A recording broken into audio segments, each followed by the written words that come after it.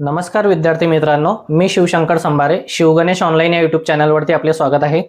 तर बघा, JEEचा फॉर्म जे विद्यार्थी भरणार आहेत त्या विद्यार्थ्यांना काय काय डॉक्युमेंट्स लागतील ते आपण या व्हिडिओमध्ये बघणार आहोत।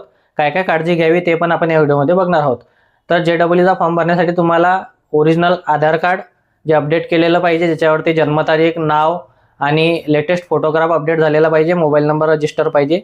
त्याच्यानंतर तुम्हाला 10वीचं बोर्ड सर्टिफिकेट, नंतर सेंट्रलचा कास्ट सर्टिफिकेट जे विद्यार्थी कॅटेगरीमध्ये असतील त्यांना लागेल। व्हाईट बॅकग्राऊंडचा पासपोर्ट फोटो ज्याच्यामध्ये तुमचे दोन्ही कान आले पाहिजे, 80% फेस आला पाहिजे, अशा प्रकारे तुम्हाला व्हाईट बॅकग्राऊंडचा पासपोर्ट फोटो काढून घ्यायचा आहे। त्या प्रकारे तुम्ही फॉर्म भरताना व्यवस्थित 10वीच्या मार्कशीटनुसार तुमचे नावाचं स्पेलिंग वगैरे 10वीच्या मार्कशीटनुसार टाका, जेणेकरून तुम्हाला भविष्यामध्ये अडचण येणार नाही।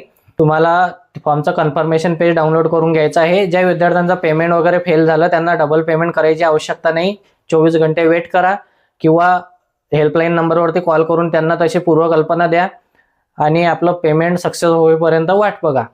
ज्या दिवशी हॉल तिकीट येतील त्या दिवशी तुम्हाला कन्फर्मेशन पेजवरचा ॲप्लिकेशन नंबर आणि जन्मतारीख टाकून हॉल तिकीट डाउनलोड करून घ्यायचं आहे आणि एक्झामला जायचं आहे।